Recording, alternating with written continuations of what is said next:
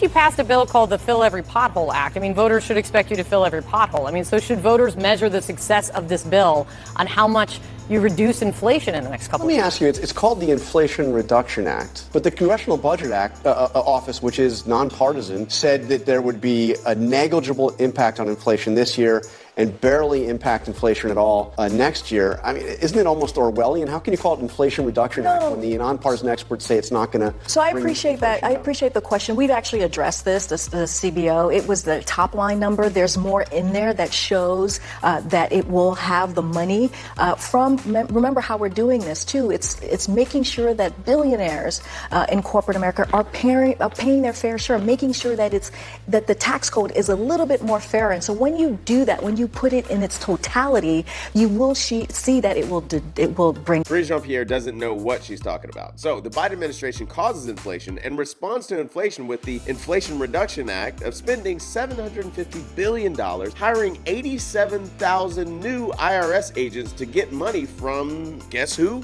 You and me. Hey guys, my name is Jason Wesley and this is not a podcast. So there's this terrible bill called the Inflation Reduction Act. I hate when they use these euphemisms or just words that don't really mean anything, like Black Lives Matter or People's Republic of China or Inflation Reduction Act. Just throwing these words out there that don't really mean what the title of what the thing says. But Biden just played this little game of words the other day by saying that inflation was 0% in July. Actually, I just want to say a number. 0. Today, we received news that our economy had 0% inflation in the month of July. 0%.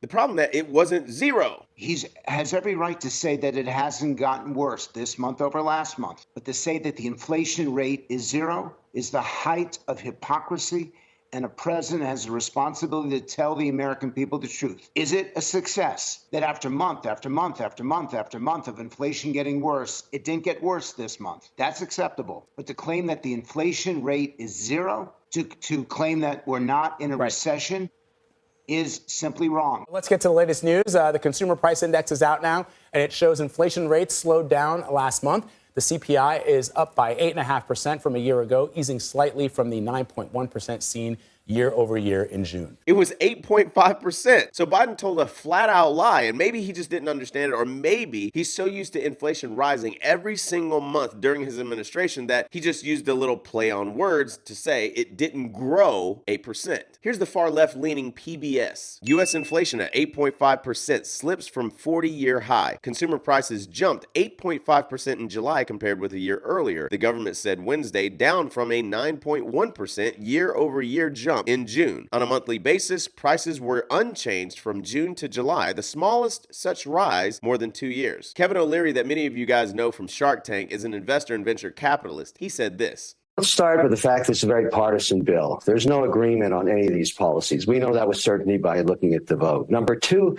and I understand everybody's having fun with this, naming it anti-inflation is a joke. This is going to be very inflationary almost immediately because we're printing billions of dollars. So it's not going to help there at all. And it's sort of a build back better inflation bill because it has some derivatives of the initial big vision. So you've got a situation, and I'm not into politics, I'm into policy, I'm an investor. I'm trying to figure out what happens next should this pass. Anyways, Biden said that it wouldn't affect anyone making less than $400,000 a year. This bill will not raise taxes on anyone making less than $400,000 a year. So if you've got these lofty aspirations of at least making $400,000 a year, just know that when you do get there, the government's going to put you right back in your place. KJP, Karine Jean-Pierre, was also asked about who this will affect. Just one more about the Inflation Reduction Act. Who around here decided that Americans were crying out for more interaction with the IRS? I don't understand your question. You have to say more. Do you think it's going to be popular when the 87,000 new employees hired by the IRS go around and start auditing people to pay for the Inflation Reduction Act? So it's very clear. The IRS commissioner was very clear on this. He said that on the record that this will only apply to those earning over $400,000. The commissioner said, and I quote, "These resources are absolutely not about increasing audit scrutiny on small businesses or middle-income Americans, as we have been planning our investment of these enforcement resources is designed around Treasury directive that audit rates will not rise relative to recent years for households making under $400,000. So no this is focus on those who are corporate wealthy tax cheats that congressional Republicans wanted to defend.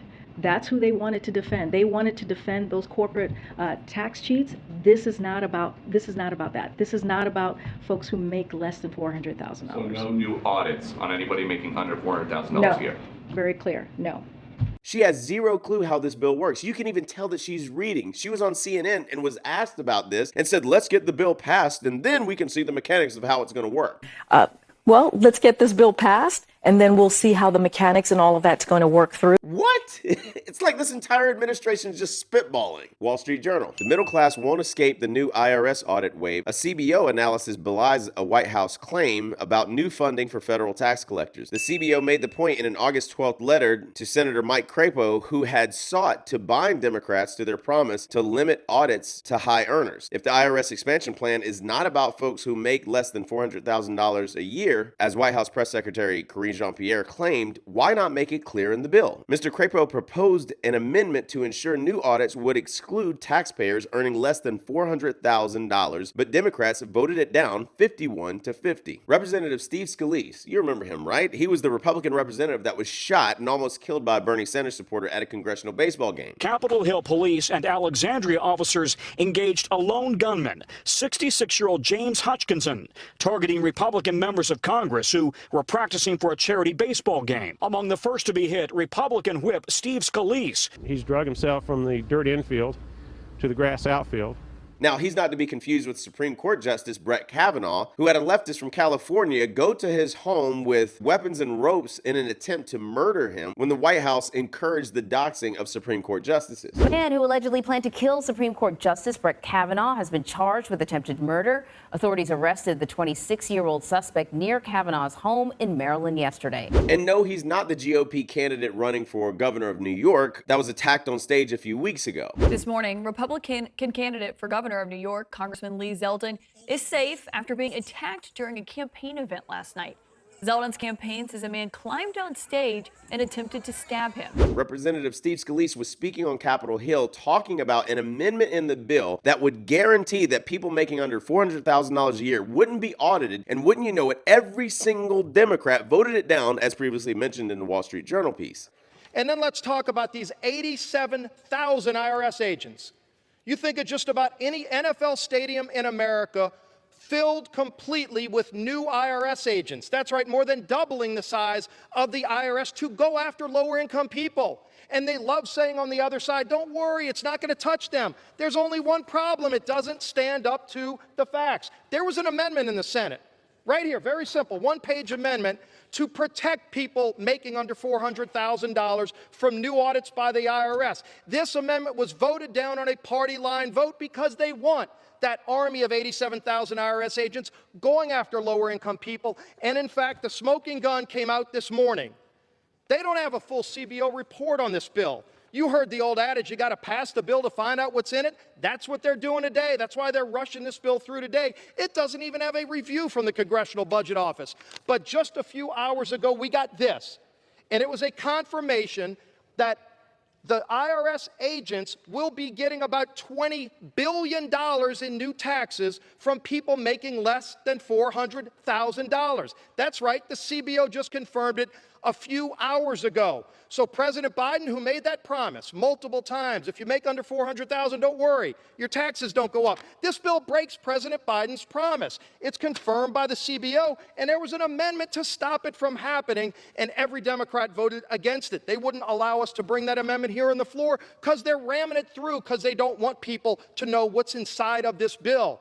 Now, let's just put our common sense hat on for a moment. If you say that this bill will not affect anyone making less than $400,000 a year, and I present to you an amendment that puts it in writing that you say that it will not affect anyone making less than $400,000 a year, and you say, no, I'm not going to sign that, Should I trust you? I mean, that's like a basic contract. If I loan you or you go to a bank and a bank loans you money, they make you sign paperwork saying that you're going to pay it back. If you refuse to sign that paperwork, guess what? The bank doesn't give you a loan because they don't trust that you're going to pay it back. Hell, even Democratic Socialist Bernie Sanders, who also voted for this terrible bill, said that it will have minimal impact on inflation. I want to take a moment to say a few words about the so-called Inflation Reduction Act that we are debating this evening.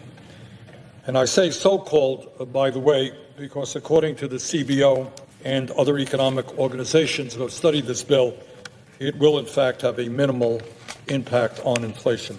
Grant Cardone had this to say. Small business owners, if you've heard about the IRS expansion, $80 billion is being funded in additional money to the IRS. This budget will be paid on your backs. Businesses making less than $200,000 a year will be 80% of the audits, regardless of what they're telling you. Oh, nobody under $400,000 is going to be. That's not true. Small businesses, LLCs, DBAs, small partnerships, okay? They're going to come after the small business. I've been audited 5 times. I'm giving you the reality here. They're going to come after your LLCs, your apartment buildings, your DBAs, your small businesses. They're going to be weaponized. They're being weaponized. Also, they called it the Inflation Reduction Act. So if you believe that, then you're going to believe that only rich people are going to get audited. Here's the problem. Rich people and corporations have plenty of money, time, energy, and lawyers to defend any kind of audit. Small business owners simply do not have it. That's where they'll get the money. They'll threaten you, they'll push you, they'll shove you, and you'll pay. Share it with your friends.